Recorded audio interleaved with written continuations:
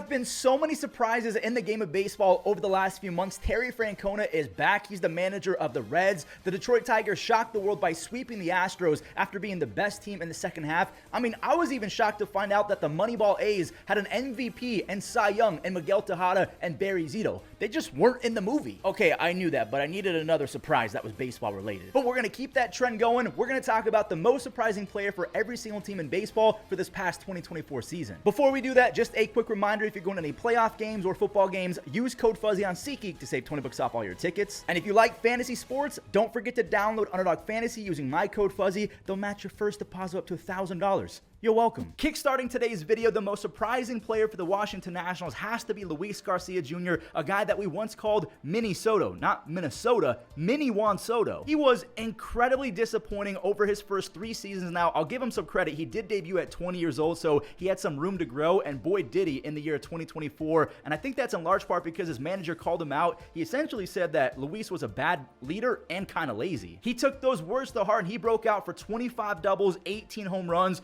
22 stolen bases, and a near 120 OPS plus. I tip my cap to Luis Garcia Jr. I feel like 2025, he's going to get even better. Coming up next, the most surprising player for the Blue Jays, I'm going to give it to Bowden Francis, and let me stop right there. I've been saying Bowden all year. It is Bowden. Let me get it right for this video. This guy almost threw 2 no-hitters in the span of a month. I thought that he was going to be kind of a long reliever, someone that was never going to make it out the pen for the Blue Jays. Boy, did he surprise me. Again, he almost threw 2 no-hitters in the span of a month, but if you go before that, on August 12th, he went 7 innings with just 1 base hit allowed. On August 24th, 8 innings, 1 hit. The next start, 7 innings, 1 hit. 2 starts later, 8 innings, 1 base hit. I can't believe those were even real for a guy that I honestly didn't pay a lot of attention to prior to the season. Was his overall season insane? Not really, but the criteria is I had to be surprised, and that completely shocked me. You guys remember that Joey Gallo trade a few seasons ago when the Yankees sent a guy named Josh Smith back to the Rangers? Well, in 2024, he finally broke out. His first 163 games from 2022 to 2023, Josh Smith was pretty much useless. He had 8 home runs, a 191 batting average, and a 68 OPS plus. He improved all of that this year. In the final game of the regular season, Josh Smith collected his 30th double of the year. He also tacked on 13 home runs, 11 stolen bases, a near 340 on base, a 110 OPS plus, and he played some pretty solid defense.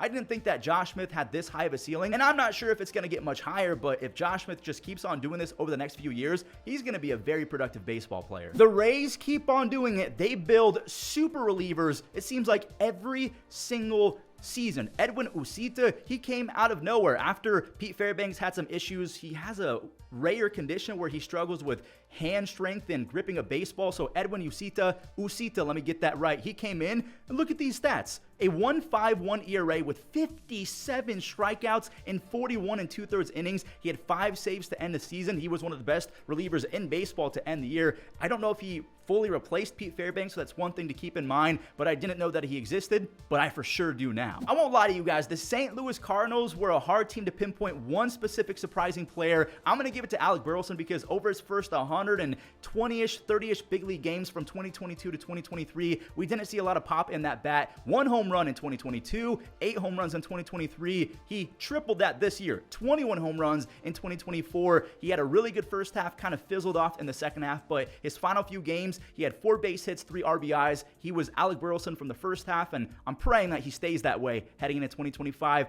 Who would your most surprising player be for St. Louis? I had a tough time with this one. Victor Robles, this is going to shock you guys, I know it, was one of the best players in baseball, all of Major League Baseball, once he was acquired by the Seattle Mariners. If you guys did not know, over 77 games, he had 20 doubles in 77 games, 30 stolen bases, only caught once. Let me repeat that. 30 stolen bases out of 31. He hit 330 with a 155 OPS plus. And because he's Victor Robles, he still played very good defense in the outfield. The Mariners said, yeah, we want more of that. We'll double it and give it to the next one. They gave him an extension. And to me, he earned every single penny. If he plays like this, he will be underpaid for the next few years. Maybe you give it to Mitch Garver because you were surprised of just how bad he was. Sorry, Mitch. Garv sauce, it's still in there, but that was shocking too. But remember, in this video, we're surprised in a good way, and I was pleasantly surprised by Tyler Fitzgerald. He's not going to win the NL Rookie of the Year because Jackson Merrill, Jackson Chourio, a guy named Paul Skeens, they were all just otherworldly, but don't discount what Tyler Fitzgerald did as a rookie. 15 home runs, 17 stolen bases with a 340 on base, a near 140 OPS plus. Again, he's a rookie. He's an older rookie, though, 27 years old, but I don't want to discount that. From early July to the middle of August, he was the best shortstop in all of ball. He had 7 doubles, 13 home runs, 20 RBIs while batting .350 with a 1.223 OPS across 26 games. The defense did slip a little bit as the season progressed, but I really like Tyler Fitzgerald's ceiling heading into 2025. We're going to say that a lot. Ceilings, expectations. I didn't even know who Tyler Fitzgerald was. No offense, but like a lot of these guys, I'm shocked by them because I didn't know much about them and then they broke out. I can't say the same about these next 2 players, and this is pure coincidence that their teams line up one after another. We have Jackson Merrill as the most surprising player for the San Diego Padres and Paul Skeens as the Pirates. The baseball gods were cooking with that script, putting their teams back to back in the alphabet. So Jackson Merrill, he just turned 21 years old a few months ago. He's already raking in the playoffs. This is not a playoff video, but he's doing it when it matters the most. He did it in the batter's box, 24 home runs with a 130 OPS plus. He did it on the bases, 16 stolen bases. In the outfield, he was very impressive as well. A former shortstop turned outfielder. I feel like we've heard that before. The Padres, they do that in their sleep. I knew that Jackson had some talent, but I could not imagine that he could have done this at 21 years old. He was 20 years old in spring training, turned 21 on April 19th. I just didn't really see him having an all-time historic good season at that age. Same thing for the most surprising player for the Pirates. I knew that Paul Skeens was going to be good. Did I think that he was going to be maybe the best pitcher in the National League and start the All-Star game his very first season, a 1.96 ERA across 133 innings, and in those 133, he racked up 170 strikeouts. Again, I knew that Merrill was going to be good. I knew that Paul Skeens was going to be good, but historically, transcendently good? Nah, I didn't see that coming. Maybe that's my fault, but I'm not going to lie and sit here and pretend like I knew they were going to be all-stars and MVP or Cy Young candidates out the gate. No, I didn't see that. But that's just me. Kind of like the St. Louis Cardinals, I had a tough time picking out the most surprising player for the Phillies, but when you look at the stats, yes, Matt Strahm was pretty good last year, a 3.3 ERA for the Phillies. This year, he essentially cut that in half, a 1.8 ERA with 79 strikeouts. I think he made he did make an all-star team. Again, when you have a sub-2 ERA, a 2.2 FIP, and an 11.5 strikeouts per 9, I didn't see that coming. Maybe you guys did as a Phillies fan, but that's ultra impressive. To begin 2024, I straight up thought that Lawrence Butler should get sent down. He deserved a demotion. That's exactly what happened. He essentially became the left-handed version of Aaron Judge. Let me explain. I'm not being dramatic. From July 2nd to the end of the season, over 68 starts, Lawrence Butler hit .302 with a .950 OPS. He had 18 doubles, 20 home runs, 49 RBIs and 68 starts. He also had 14 stolen bases as well. So maybe calling him the left-handed Aaron Judge is not exactly correct, but I just want to make sure you guys understand how much he was raking from July to the end of the season. Plus, when you tack on 14 stolen bases, the kid is a 5-tool superstar in the making. And just like Skeens, Merrill, I just wasn't seeing this quickly. If you had Luke Weaver replacing Clay Holmes as the Yankees closer on your 2024 bingo card or even your prediction board, congratulations. You are Gandalf, you are Dumbledore, you are a wizard. Luke Weaver was one of the best relievers in all of baseball to end the season. Let me read you his stats. They were mythical. Over his final 14 games, Luke Weaver racked up 30 strikeouts in 16 innings. He allowed only 2 runs in those games, and he completely took over that closing role. Going into the postseason, I guess we're going to have to see the matchups. Are they going to give it to Clay Holmes one day, maybe Luke Weaver another? I knew that Luke Weaver had some talent. He was once traded for Paul Goldschmidt, so I know that he has some talent. You have to have some of that to be traded for an all-time guy like Paul Goldschmidt. But did I see him with a sub-3 ERA, a bunch of strikeouts, and ending the year as the Yankees closer? Nope. I'm surprised by that. I'm going to put my hand up and say that I straight up thought that Jose Iglesias was out of baseball. I thought that he was retired coming into 2024. Nope, he made his way through the minor league system with the Mets. He got his chance, and he did not miss it. He almost hit 340. Almost a 340 batting average with a 380 on base and near 140 OPS plus. And by the way, he dropped the song of the summer in One of my favorite songs of the year, honestly, at 34 years old, maybe his most productive season in the big leagues. Gotta tip your cap. I did not see this coming. If you're a Twins fan, you've seen Griffin Jax dominate in the past, but then 24 hours later, he would implode and be one of the worst pitchers you've ever seen. He used to be a starter, but slowly but surely, they turned him into a reliever. He was pretty good his first 2 seasons out the pen, and in 2024, he took it to a whole nother level. The only reason why his ERA is above 2 is because of Kyle Manzardo late in the year. But across 72 games, Griffin Jax racked up 95 strikeouts. That is a 12 strikeouts per 9. He had a 1.9 FIP. I know a lot of you guys aren't interested in advanced analytics like that, but hey, look at the 2.03 ERA. Did any of you see that coming? I'm going to sound like a broken record when it comes to the Brewers' most surprising player. Again, this is not a postseason video, but I guess context kind of matters. Jackson just became the first player in Brewers history to have multiple home runs in one game in the postseason. He's 20 years old. From the beginning of June to the end of the season, I'm not talking about rookies. Jackson was one of the best players in all of Major League Baseball, and again, he does not turn 21 until next March. Next spring training, it will be his 21st birthday. So all of the celebrations that the Brewers have had of them moving on, he has not been able to participate in a single one of them. Like, yeah, he can dance around, but in terms of adult beverages, sit on the sidelines. 29 doubles, 21 home runs, 22 stolen bases, a near 120 OPS plus, and some pretty good defense. He's got a really good arm. I know sometimes his reads off the bat aren't great, but his speed makes up for it. Jackson Chourio can be an all-timer if he keeps this up. Even half of this, he's going to be an all-timer. Can you believe that the Marlins traded away Luis Ariz and then they gave Xavier Edwards a chance, and he was essentially a mini version of Luis Ariz, but faster and a switch-hitting version of Luis Ariz? He hit .330 over the course of 265 at-bats. He became the first Marlin player ever to have 3 triples in one game. I did not misspeak. You heard that correctly. 3 triples in one game. They call him X. Xavier Edwards, I'm really excited to see what he can do in 2025. He's only 25 years old. I forgot to mention that in 70 games, he also went 31 of 35 in stolen base attempts. And over his first 100 games, he's batting .321.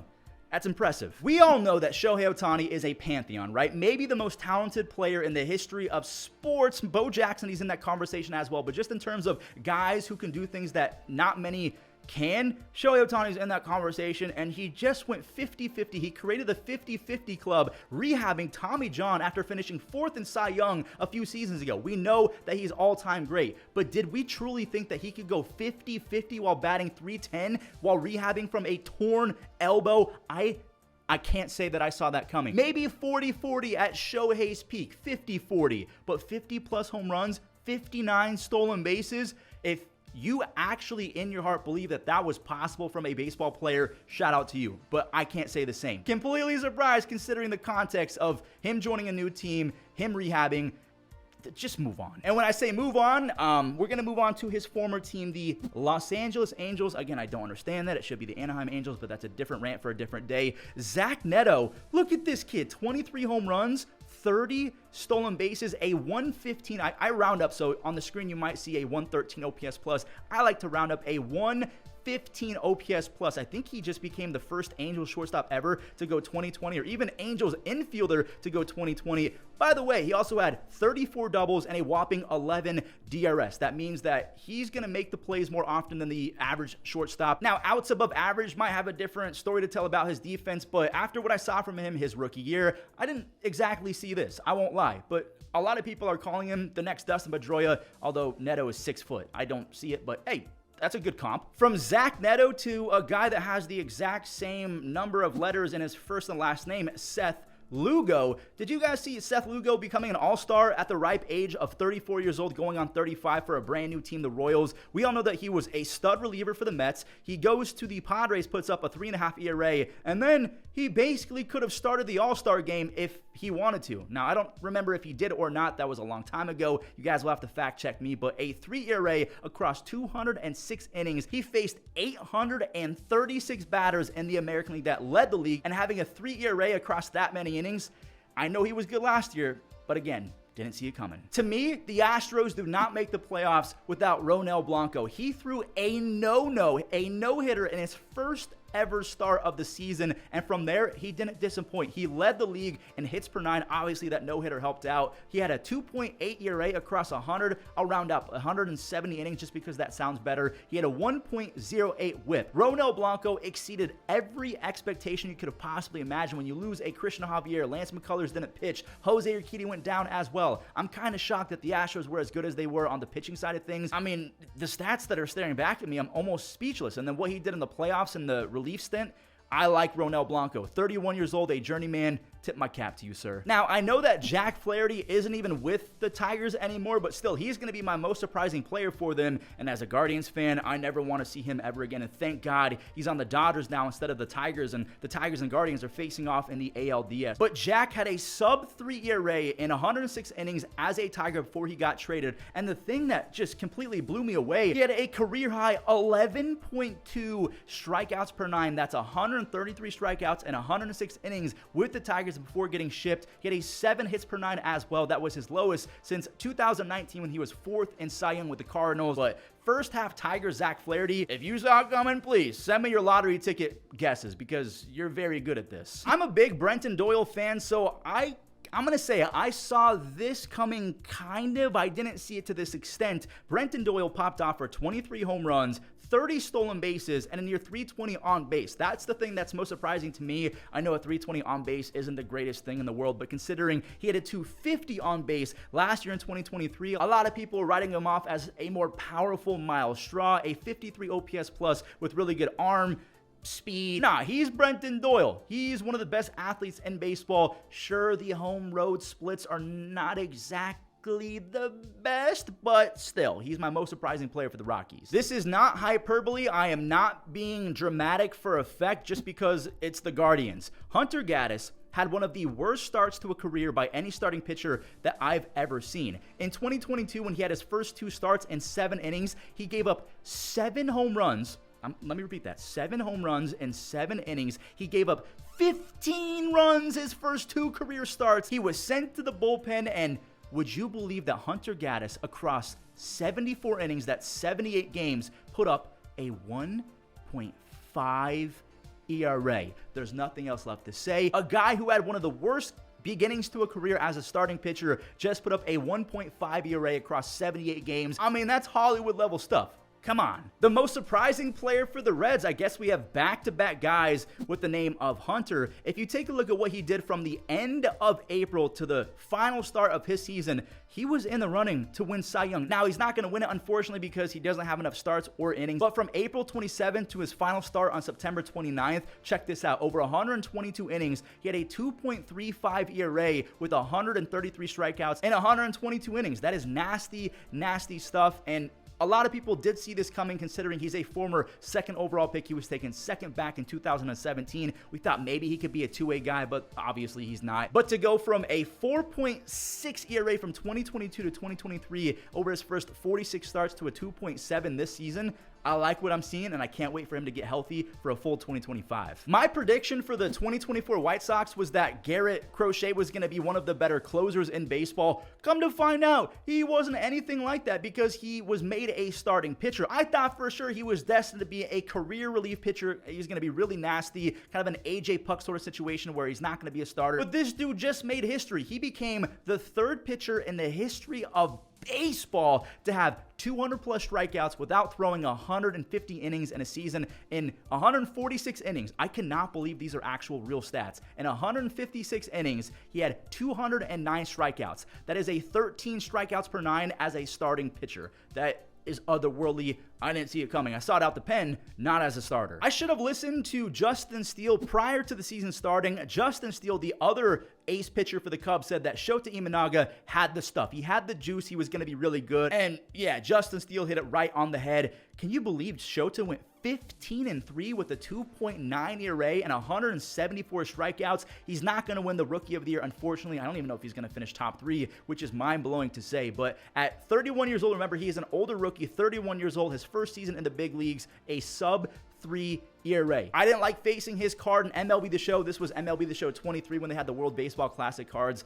I didn't like Yamamoto either. So apparently if they have a good card in MLB The Show, they're just going to be good. Jarren Duran, a.k.a. Grady Sizemore 2.0, just had one of the more Looney Tune-ish seasons in terms of extra base hits and just sheer productivity. Jarren had 48 doubles, 14 triples, 21 home runs, 34 stolen bases, a 130 OPS plus, and it doesn't stop there. Oh my, 23 DRS, 23 defensive run saves, and if we look at what he did on outs above average, remember there's DRS and outs above average. He had 11 outs above average. He has a pretty good arm as well. He was the MVP of the All-Star game. If you never got to watch Grady Sizemore, it's all good. You have Jarren Duran. Basically the same type of skill set. It's a lot of fun to watch. I'm really bummed that Jordan Westburg played 68 games last year. It was only 208 at-bats, but I wish that he could have kept his rookie eligibility going into 2024 because we could have had 2 potential Rookie of the Year guys on one team with Colton Cowser and Jordan Westburg.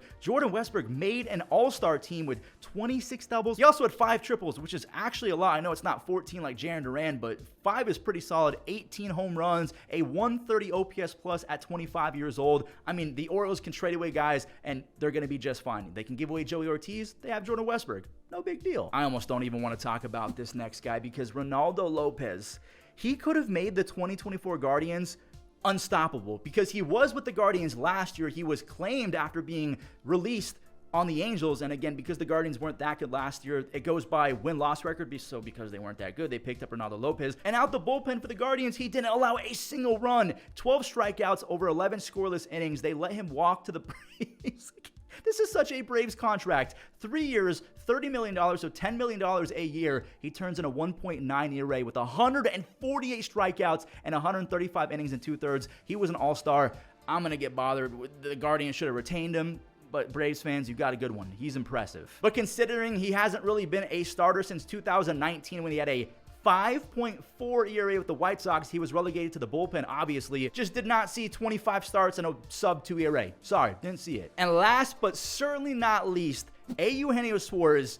Did you guys see what he did to end the season? His first 85 games, he only had 6 home runs, 34 RBIs, and he hit 203. Again, this was from March 28th to July 6th. Look at what he did from July 7th on. His total season stats look pretty good because from July 7th to the end of the season, he racked up 40 extra base hits, so that's 16 doubles, 24 home runs in 73 games with 67 RBIs. He hit 311, almost had a 980 OPS down the stretch, so he looked a lot like Eugenio Suarez of past, despite the fact that Mariners fans were like, we won that trade by a landslide because he's been awful with the Diamondbacks. Nope, at 33 years old, he had a crazy second half, and it was a lot of fun to watch. He was basically Walmart version of Aaron Judge. Those were all 30 teams and their most surprising player, at least in my little fuzzy opinion. If you agree or disagree with any of my picks, obviously, you guys let me know in the comments. But don't forget to use code FUZZY on SeatGeek as well as Underdog Fantasy. Thank you so much for watching. Have a great rest of your day. We have some good content coming. Shohei Ohtani vlogs and his playoff debut with Cougs 46. Yeah, they're coming.